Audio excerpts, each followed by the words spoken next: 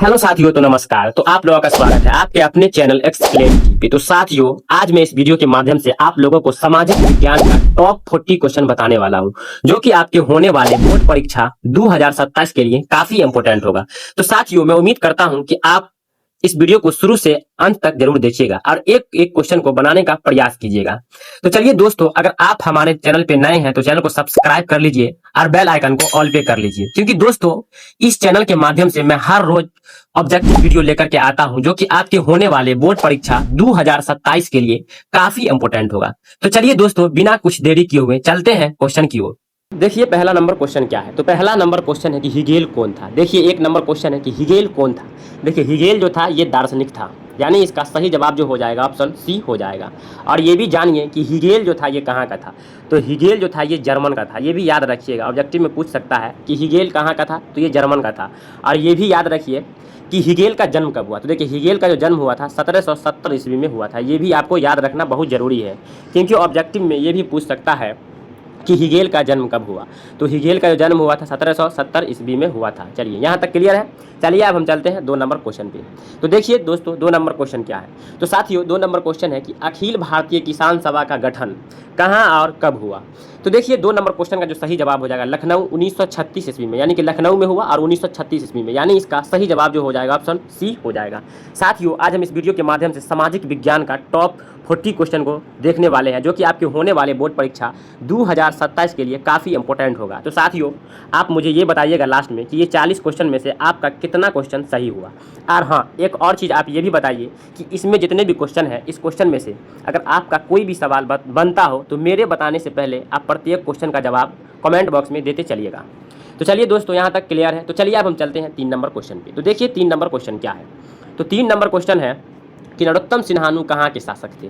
तो देखिए जो नरोत्तम सिन्हानु जो थे ये कंबोडिया के थे, यानी इसका सही जवाब जो हो जाएगा ऑप्शन बी इसका सही जवाब हो जाएगा। चलिए अब हम चलते हैं अगला नंबर क्वेश्चन पे। तो देखिए 4 नंबर क्वेश्चन क्या है। तो देखिए 4 नंबर क्वेश्चन है कि जर्मनी के एकीकरण का प्रमुख वस्तुकार कौन था। तो देखिए जर्मनी के एकीकरण के प्रमुख वस्तुकार जो था वो था बिस्मार्क, यानी इसका सही जवाब जो हो जाएगा ऑप्शन डी हो जाएगा 4 नंबर क्वेश्चन का। चलिए साथियों अब हम चलते हैं अगला क्वेश्चन पे। तो देखिए अगला क्वेश्चन क्या है। तो देखिए अगला क्वेश्चन है कि राष्ट्रवाद की अवधारणा का जन्म किस घटना से माना जाता है। तो देखिए राष्ट्रवाद के बारे में कुछ बढ़िया से विस्तार से हम जान लेते हैं। देखिए राष्ट्रवाद का जो उदय हुआ था सबसे पहले आप याद रखिएगा यूरोप में हुआ था। यूरोप महादेश में हुआ था, ये याद रखिएगा, ठीक है। और यूरोप महादेश में 44 कंट्री है, आप ये याद रखिएगा। और 44 कंट्री में से फ्रांस ही एक ऐसा देश था जहां सबसे पहले राष्ट्रवाद का उदय हुआ था। और देखिए राष्ट्रवाद का जो उदय हुआ था 1789 ईस्वी में हुआ था। ये भी याद रखिएगा कि अगर पूछ देगा ऑब्जेक्टिव में कि राष्ट्रवाद का उदय कब हुआ तो 1789 ईस्वी में हुआ था, और ये फ्रांस की क्रांति से हुआ था। तो इसका जो सही जवाब हो जाएगा ऑप्शन डी इसका सही जवाब हो जाएगा, ठीक है दोस्तों। तो यहाँ तक क्लियर है। चलिए अब हम चलते हैं अगला नंबर क्वेश्चन पे। तो देखिए 6 नंबर क्वेश्चन क्या है। देखिए 6 नंबर क्वेश्चन है कि मेटरनिक कौन था। देखिए मेटरनिक जो था ये ऑस्ट्रेलिया का चांसलर था, यानी इसका सही जवाब जो हो जाएगा ऑप्शन ए हो जाएगा। चलिए दोस्तों अब हम चलते हैं अगला नंबर क्वेश्चन पे। तो देखिए अगला नंबर क्वेश्चन क्या है। अगला नंबर क्वेश्चन है कि महात्मा गांधी को चंपारण आने का निमंत्रण किसने दिया। तो देखिए महात्मा गांधी को चंपारण आने का जो निमंत्रण दिया था राजकुमार शुक्ल ने, यानी इसका सही जवाब जो हो जाएगा ऑप्शन सी हो जाएगा।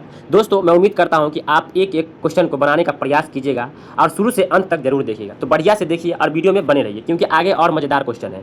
तो चलिए अब हम चलते हैं 8 नंबर क्वेश्चन पे।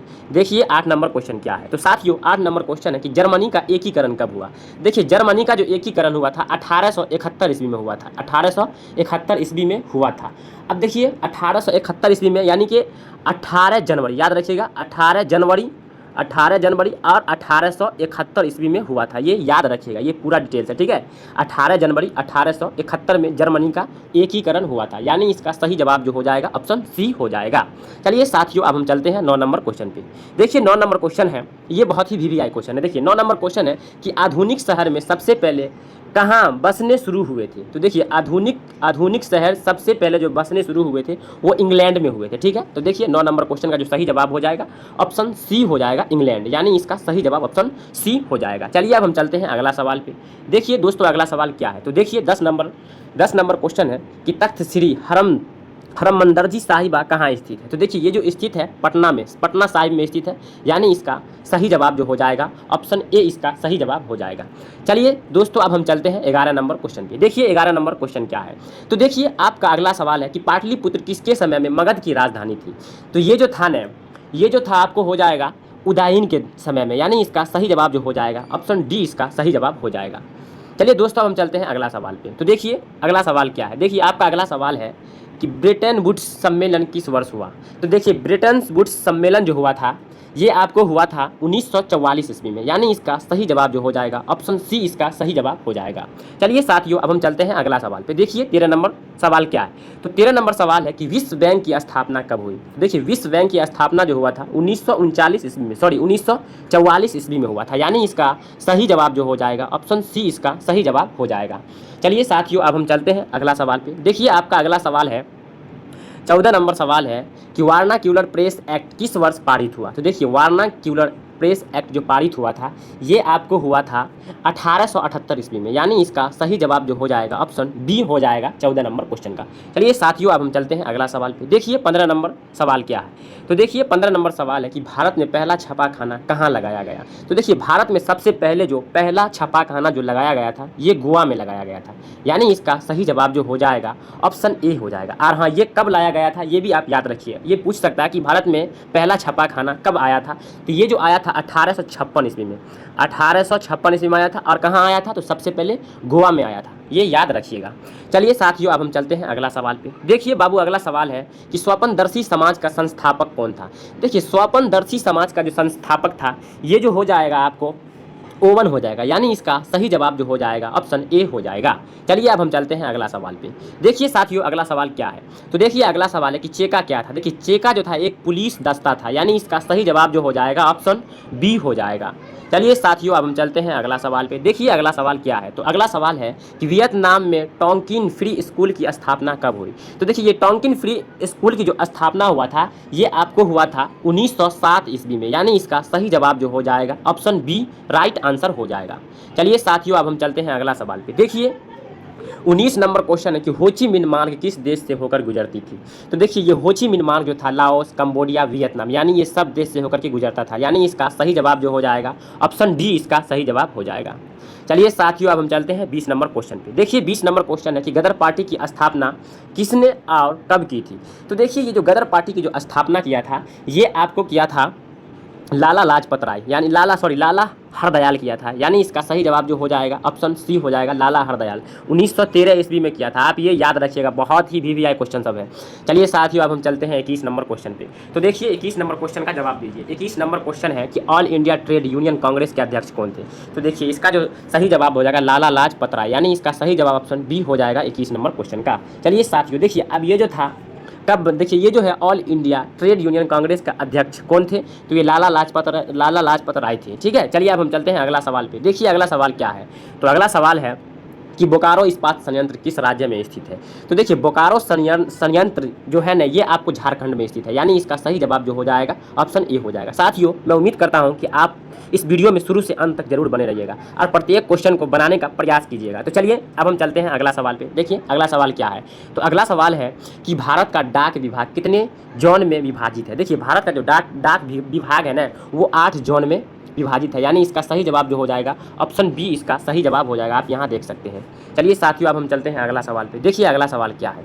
तो देखिए बाबू 24 नंबर क्वेश्चन है कि बिहार की पहली रेल लाइन, ठीक है, बिहार की पहली रेल लाइन कौन थी? तो देखिए बिहार की सबसे पहली रेल लाइन जो थी वो ईस्ट इंडिया रेलवे थी, यानी इसका सही जवाब जो हो जाएगा ऑप्शन बी हो जाएगा। चलिए बाबू अब हम चलते हैं 25 नंबर क्वेश्चन पे। देखिए 25 नंबर क्वेश्चन क्या है? सुंदरवन किस राज्य में है? देखिए सुंदरवन जो है ये आपको पश्चिम बंगाल में है, यानी इसका सही जवाब जो हो जाएगा ऑप्शन ए हो जाएगा। चलिए अब हम चलते हैं अगला सवाल पे। देखिए अगला सवाल है कि निम्नांकित में किस खनिज के साथ प्राकृतिक गैस पाई जाती है? तो ये जो हो जाएगा पेट्रोलियम हो जाएगा, पेट्रोलियम याद रखिएगा। ठीक है पेट्रोलियम के साथ ही याद रखिएगा जो है खनिज गैस पाया जाता है। ठीक खनिज के साथ ये जो प्राकृतिक गैस होता है ये पेट्रोलियम में ही पाया जाता है, यानी इसका जो सही जवाब हो जाएगा ऑप्शन बी इसका सही जवाब हो जाएगा, आप याद रखिएगा ऑप्शन बी हो जाएगा 26 नंबर क्वेश्चन का। चलिए साथियों अब हम चलते हैं अगला क्वेश्चन पे कि पक्की सड़कों की लंबाई की दृष्टि से प्रथम स्थान पर कौन सा राज्य है? तो देखिए ये जो हो जाएगा महाराष्ट्र हो जाएगा, यानी इसका सही जवाब जो हो जाएगा ऑप्शन बी हो जाएगा। चलिए साथियों, अब हम चलते हैं अगला क्वेश्चन पे। तो देखिए 28 नंबर क्वेश्चन है कि बिहार को पृथक राज्य का दर्जा कब मिला। तो देखिए बिहार को जो पृथक राज्य का जो दर्जा मिला था ये 1912 ईस्वी में मिला था, यानी इसका सही जवाब जो हो जाएगा ऑप्शन सी हो जाएगा 28 नंबर क्वेश्चन का। चलिए अब हम चलते हैं अगला सवाल पे। देखिए 29 नंबर क्वेश्चन क्या है। 29 नंबर क्वेश्चन है कि रेशम उद्योग का प्रसिद्ध केंद्र कौन है। तो देखिए रेशम उद्योग का जो सबसे प्रसिद्ध है, जो फेमस केंद्र कौन है। तो देखिए 29 नंबर क्वेश्चन का जो सही जवाब हो जाएगा ऑप्शन बी हो जाएगा भागलपुर, यानी इसका सही जवाब जो हो जाएगा ऑप्शन बी हो जाएगा। चलिए साथियों, अब हम चलते हैं 30 नंबर क्वेश्चन पे। देखिए 30 नंबर क्वेश्चन है कि बिहार में सबसे कम वर्षा किस जिला में होती है। तो देखिए बिहार में सबसे कम वर्षा जो होता है ये बक्सर में होता है, बक्सर में, यानी इसका सही जवाब जो हो जाएगा ऑप्शन डी हो जाएगा 30 नंबर क्वेश्चन का। चलिए साथियों, अब हम चलते हैं अगला सवाल पे। देखिए 31 नंबर सवाल है कि भारत का सबसे पूर्वी राज्य कौन है। तो देखिए भारत का सबसे पूर्वी राज्य हो जाएगा अरुणाचल प्रदेश। और ये भी याद रखिएगा कि भारत में सबसे पहले सवेरा कहाँ होता है, तो अरुणाचल प्रदेश में ही होता है। चलिए अब हम चलते हैं अगला सवाल पे। देखिए 32 नंबर क्वेश्चन है कि भारतीय रेलवे को कितने क्षेत्र में बांटा गया है। तो देखिए भारतीय रेलवे को जो बांटा गया है, ये जो बांटा गया है 18 क्षेत्रों में बांटा गया है, यानी इसका सही जवाब जो हो जाएगा ऑप्शन सी इसका सही जवाब हो जाएगा। चलिए साथियों, अब हम चलते हैं अगला सवाल पे। देखिए अगला सवाल है कि हिंदुस्तान एरोनॉटिक्स इंडिया लिमिटेड कहाँ स्थित है। तो देखिए 33 नंबर क्वेश्चन का सही जवाब हो जाएगा बेंगलुरु में, यानी इसका सही जवाब ऑप्शन ए हो जाएगा। चलिए साथियों, अब हम चलते हैं अगला सवाल पे। देखिए इसका जवाब दीजिए। देखिए रबी फसल की बुआई किस महीने में की जाती है। तो देखिए रबी फसल जो होता है ये शीत ऋतु में इसकी बुआई की जाती है, यानी कि ठंडी के ऋतु में। तो देखिए अक्टूबर से नवंबर की ऋतु में इसकी बुआई की जाती है। और ये भी जान लीजिए कि ये जो रबी फसल होता है, जैसे हो गया गेहूँ, याद रखिएगा ठीक, गेहूँ हो गया, उसके बाद दाल हो गया, जैसे मसूर दाल, जो भी वगैरह वगैरह, जो भी शीत ऋतु में उपजता है उसको हम कहेंगे शीत ऋतु। ठीक है, क्लियर यहाँ तक। चलिए अब हम चलते हैं अगला सवाल पे। देखिए अगला सवाल क्या है। तो अगला सवाल है कि झूम की खेती भारत के किस भाग में की जाती है। तो देखिए झूम का जो खेती किया जाता है वो भारत के पूर्वी भाग में किया जाता है, यानी इसका सही जवाब जो हो जाएगा ऑप्शन सी इसका सही जवाब हो जाएगा। चलिए साथियों, अब हम चलते हैं अगला सवाल पे। देखिए 36 नंबर क्वेश्चन है कि इनमें से कौन रेशेदार फसल नहीं है, यानी कि रेशेदार फसल नहीं है। तो देखिए 36 नंबर क्वेश्चन का जो सही जवाब हो जाएगा गन्ना हो जाएगा, यानी इसका सही जवाब ऑप्शन सी हो जाएगा। चलिए साथियों, अब हम चलते हैं 37 नंबर क्वेश्चन पे। देखिए 37 नंबर क्वेश्चन है कि झारखंड के झरिया क्षेत्र में मुख्यतः क्या पाया जाता है। तो देखिए झारखंड के झरिया क्षेत्र में कोयला पाया जाता है, यानी इसका सही जवाब जो हो जाएगा ऑप्शन सी हो जाएगा। चलिए साथियों, अब हम चलते हैं अगला सवाल पे। देखिए 38 नंबर क्वेश्चन है कि किस राज्य में खनिज तेल का विशाल भंडार है। तो देखिए खनिज तेल का जो विशाल भंडार है ये हो जाएगा आपको असम में, याद रखिएगा असम में, यानी इसका सही जवाब जो हो जाएगा ऑप्शन ए इसका सही जवाब हो जाएगा 38 नंबर क्वेश्चन का। चलिए साथियों, अब हम चलते हैं 39 नंबर क्वेश्चन पे। देखिए 39 नंबर क्वेश्चन के बाद जो है लास्ट क्वेश्चन आएगा, तो उसका आंसर आप कमेंट में दीजिएगा। देखिए कन्हा राष्ट्रीय उद्यान कहाँ है। तो देखिए 39 नंबर क्वेश्चन का जो सही जवाब हो जाएगा मध्य प्रदेश में है, यानी इसका सही जवाब जो हो जाएगा ऑप्शन ए हो जाएगा। तो चलिए अब हम चलते हैं अगला सवाल पे। देखिए अगला सवाल है 40 नंबर क्वेश्चन है, जो कि लास्ट क्वेश्चन है। इसका जवाब आपको कमेंट में देना है, याद रखिएगा, आप ही इसका जवाब दीजिएगा कमेंट में। देखिए क्वेश्चन है कि नागा अर्जुन सागर परियोजना किस नदी पर है। ठीक है, तो इसका जवाब आप कमेंट में जरूर कीजिएगा, मुझे उम्मीद है कि आप जरूर कीजिएगा। तो देखिए साथियों, इसमें जो था 1 से लेकर के 40 क्वेश्चन था। ठीक है, तो आप ये जरूर बताइएगा कि 40 क्वेश्चन में से आपका कितना प्रश्न सही हुआ। तो चलिए दोस्तों, हम मिलते हैं अगले वीडियो में।